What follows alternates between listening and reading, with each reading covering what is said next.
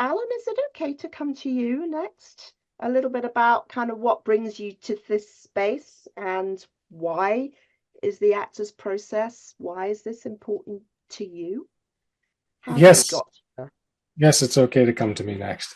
Um, Thank you, Pat. Yes, so many. It's so wonderful to be on this panel.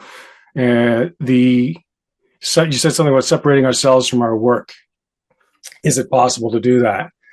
And the thought that came to me was that that's what scared me when I was an actor. Was that I when I was young, I was like I said, late teens, doing acting and knowing that I could go incredibly deep into these characters.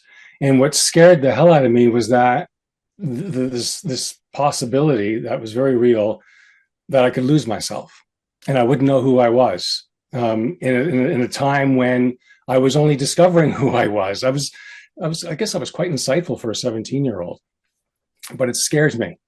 And I thought, well, I could rely on my other family members. I could always imitate them for a while because they're kind of related to me. So these kinds of things went through my brain.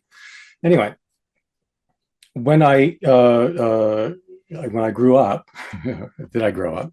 I became a director, and well, actually, I was the more I when I started to direct. Um, and teach acting, I was noticing that there were some actors, actually, when I was acting opposite actors in acting classes, and I noticed that they weren't going where they needed to go emotionally.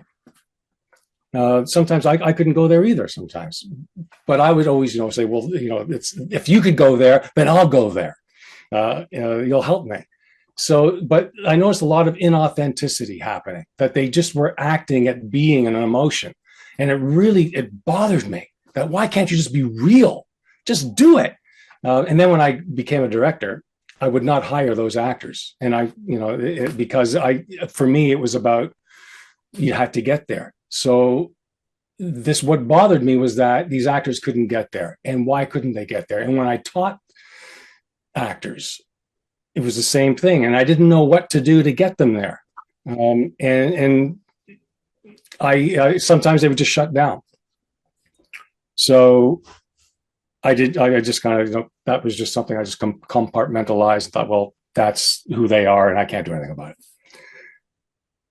Flash forward to me moving to England and then starting to train in therapy. I thought I was going to be a psychotherapist, so I started training. I did 6 years of it. And what suddenly occurred to me while I was training in psychodrama was that trauma, like all of a sudden this word trauma came up, and I started to understand what trauma meant. And I thought, oh my God, I was traumatized. And I've been to therapy years before that, and no one ever said that word ever. So, and then all the vocabulary started to come.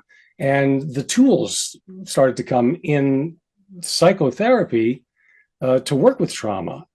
And immediately I thought about the actors that I had worked with. And I thought, oh my God, there was trauma and they couldn't access these emotions because they didn't know, either they shut them down and they didn't know how to access them, or consciously or unconsciously. So I began that journey of creating actor care and working with actors using therapeutic techniques to get there and adapting them for the acting. And so it wasn't therapy; it was therapeutic, but it was more to do with acting and the character and accessing who they are, the actor, through the character as well, through self-reflection. Because not a lot of self-reflection really happened in acting classes.